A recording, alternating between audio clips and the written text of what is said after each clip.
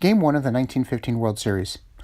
The Phillies took the National League by surprise, winning the pennant in 1915, led by the bats of Gabby Kraviff and Fred Luderus. Game 1 of the World Series took place in the Baker Bowl, pitting 31-game winner Grover Cleaver Alexander against the Boston Red Sox 19-game winner Ernie Shore. Alexander kept Boston to 1 run, while the Phillies scored 3 for the victory. This was the Phillies' first World Series win. It would prove to be their last for the next 65 years, as the Red Sox took the next 4 games to win the series. With the Yankees sweeping the Whiz Kids team of 1950, Phillies fans would have to wait until 1980 to win another World Series game. Game 5 of the 1993 World Series. The 1993 may not have won the World Series, but they won a special place in the hearts of Phillies fans. Starting strong with a 17-5 record in the month of April, the team never looked back. After besting the Braves 6 games in the NLCS, the Phillies faced the Toronto Blue Jays in the World Series. The Phillies took one of the first 2 games in Toronto, but then the pitching gave out. The Phillies dropped Game 3 10-3. Game 4 was a heartbreaker, with the Phillies blowing a 14-9 lead in the top of the 8th inning to lose 15-4. Down 3-1 in the series, pitcher Curt Schilling seemed to will his team to stave off elimination. Lenny Dykstra led off the first with a walk and a stolen base. John Kruk knocked Dykstra in on a ground out. In the second inning, Darren Daulton scored on a Kevin Stocker double. That was all the offense the Phillies needed as Schilling pitched a complete game shutout. The series returned to Toronto, where the Phillies had a 1-run lead going into the bottom of the 9th inning in Game 6. Of course, Phillies fans are well acquainted with Joe Carter's heroics, which broke our hearts. Game 2 of the 1905 World Series. In 1905, the pennant winners from the National and American Leagues met for only the second time in postseason play, pitting the New York Giants against the Philadelphia Athletics.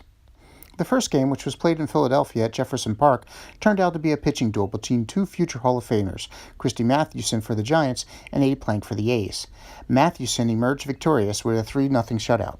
The second game moved to the Polo Grounds, pitting Joe McGinnity against 21-year-old Albert Charles Chief Bender. Catcher Ozzie Srikangas scored twice, and left fielder Topsy Hartzell scored once to give the A's all the offense they needed as Bender shut out the Giants in a complete game.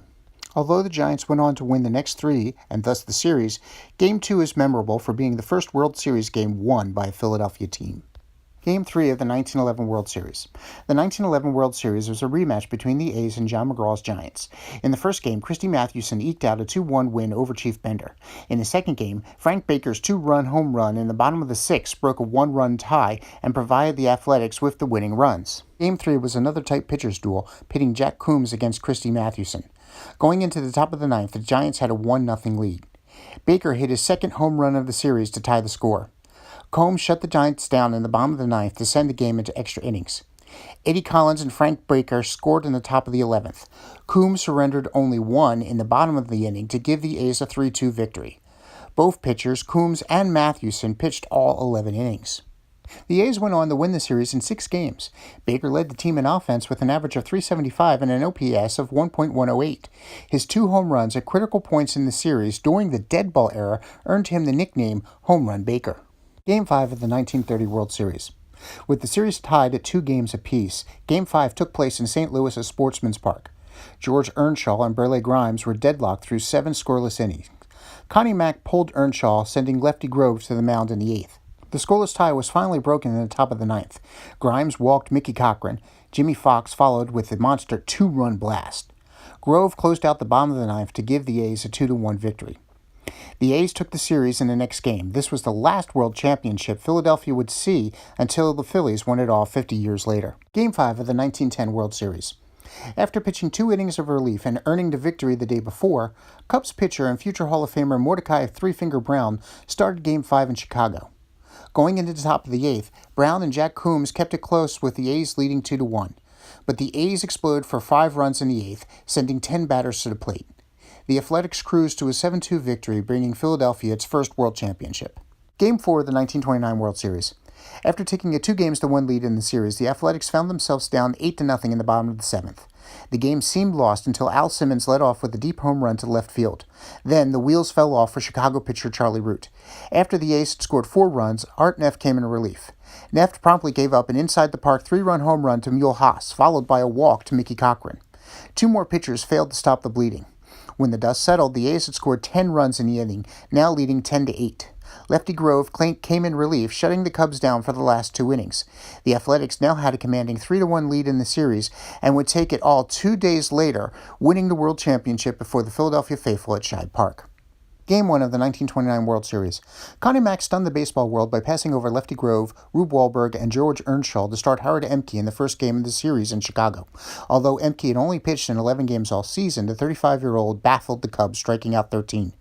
With the series opener under the belts, the Athletics went on to defeat the Cubs in 5 games. Game 5 of the 2008 World Series. Up 3-1 over Tampa Bay, the Phillies were set to take their second World Championship in the team's 125-year history, but dreary cold rain was in the forecast. Phil started quickly, scoring runs off a Shane Victorino single. The Rays answered in the top of the 4th with an RBI single by Evan Longoria. Then the rains came down. The ground crew did a heroic effort of trying to keep the field dry by spreading sand between the innings, but the rain kept coming. The 5th inning ended with the Phillies up 2-1.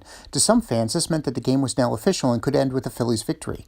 But later that night in a press conference, Commissioner Bud Selig claimed that he had told both teams before the game that there was no way that the World Series would end in a rain-shortened game.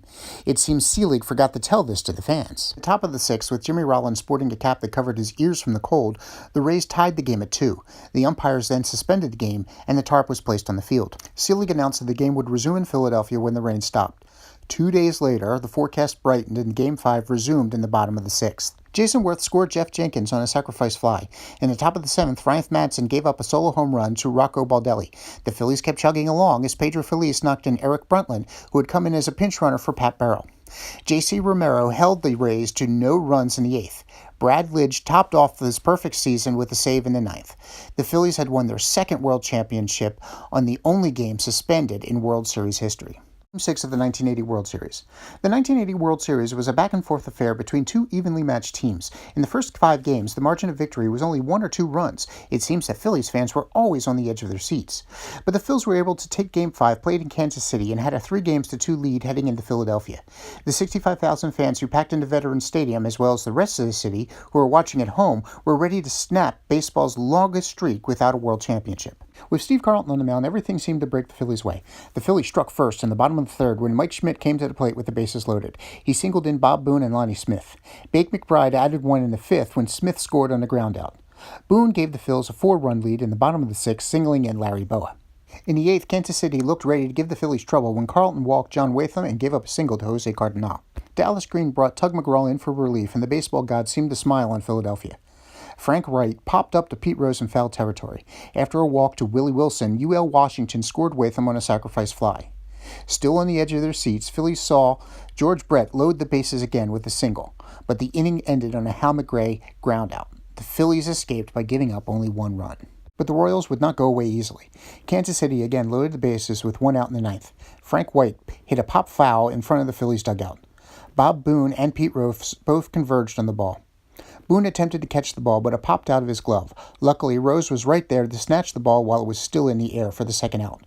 McGraw, in heart-thumping fashion, then struck out Willie Wilson for the final out of the series. The city went crazy as the Phillies won their first ever World Championship in their 97-year history.